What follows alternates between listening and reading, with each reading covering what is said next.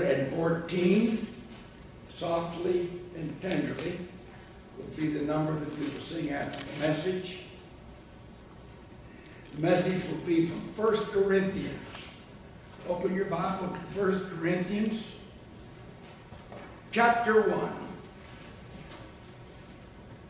1 Corinthians, chapter 1. You know, I do a lot of foolish things. No amens on that? Well, when I was a child, I did a lot more foolish things. I think I was in 2nd grade. We lived in a rural area, sort of like Evergreen, up in Pennsylvania. And my father wanted to have a water well drilled and dug in our yard. So he called the driller. I was very impressed with that driller. Very impressed. One of the things that impressed me about him more than anything else, and I still can see it, he loved to chew tobacco and spit. My mother was not happy with me because I was going all around spitting everywhere I could. But it wasn't like he did. So I went and I got Lipton tea bags. Lipton tea bags. And I jammed them in my mouth. And I chewed. And I chewed. And I chewed. And when I spit, it was brown, brown, brown. Foolish. But a child will do that sometimes. To try to imitate somebody that we so much appreciate. In the letter of 1 Corinthians, Paul is writing to a church in a very pagan city called Corinth. And in verse 18 of that first chapter, he says this, "For the word of the cross is folly, foolishness. For the word of the cross is folly to those who are perishing. But to those of us who are being saved, it is the power of God. Foolishness to those who are perishing, but to those who are in the process of being saved, and it takes a lifetime, is the power of God."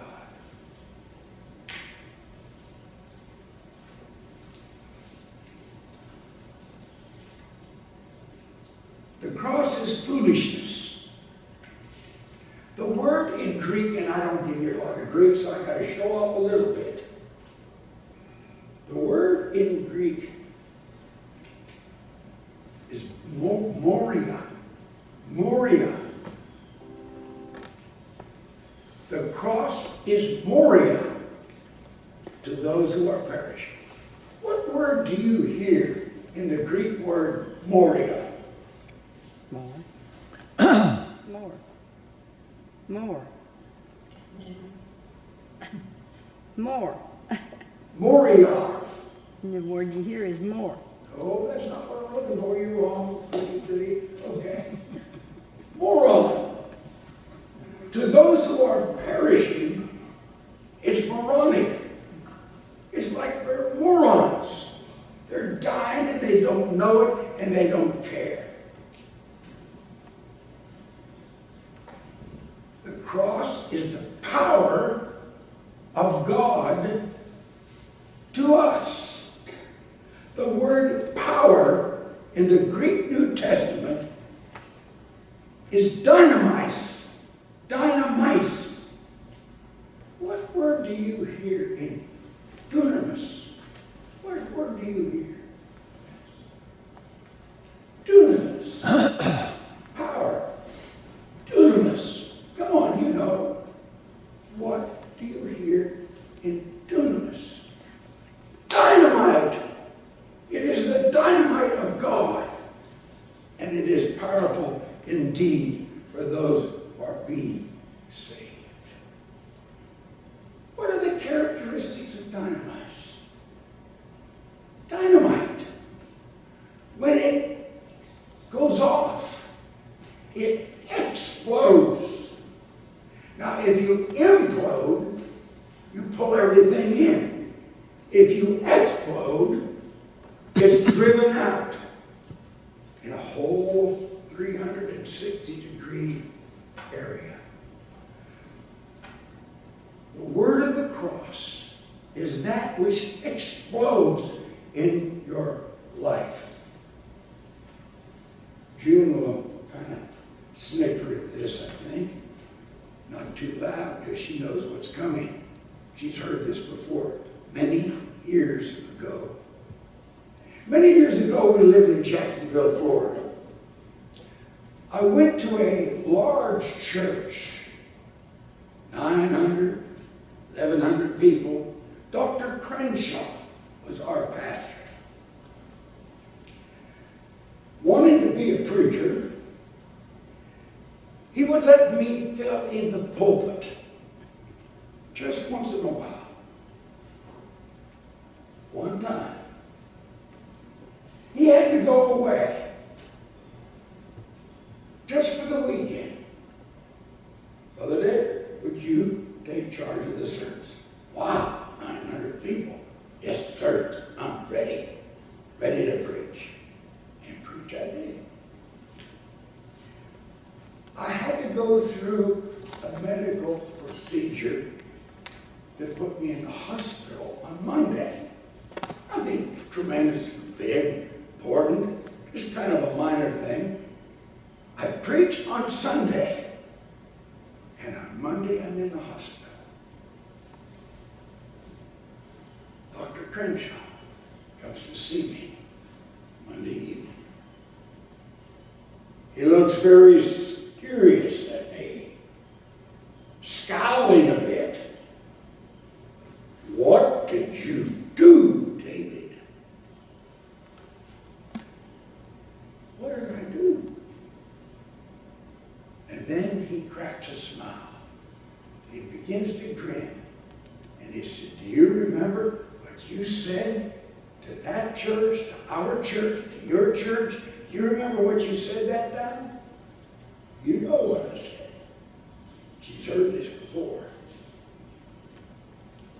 Why did you tell the people that the gospel of Christ would blow the hell out of people? In the pulpit. It will blow the hell out of people. I guess I did say that. And it is true.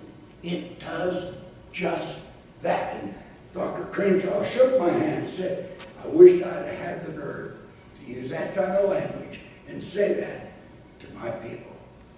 The gospel will blow the hell out of you. That's exactly what dynamite does. That's what this word does. It explodes.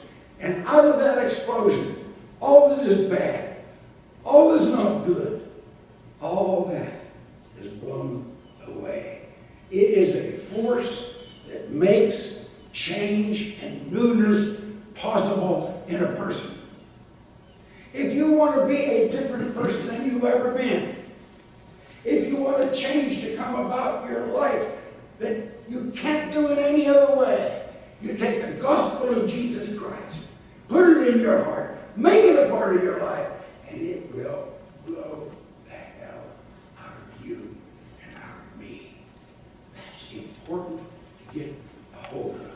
Dynamite explodes. The gospel of Jesus will do just that in your life and in mine. Dynamite, though, is used for good purposes. It is used to clear the land of all of the brushing, all of the ugliness, and all of the bad, and all of the obstacles. It will clear the land. And when the gospel of Jesus Christ is accepted by you and comes into your life, your past is completely blown away. Completely done. You're remade all over again. It's as though the landscape has been cleared of all the trash and all the ugliness and all those things that would block God from you. It's completely blown away. You know, there's much in my life that still needs to be cleaned up. There's much in your life that still needs to be cleaned away. Things have to go, have to change, and you have to become a whole new person. Dynamite will do just that. Clear the way. It explodes, and it clears the landscape. And it prepares for something new.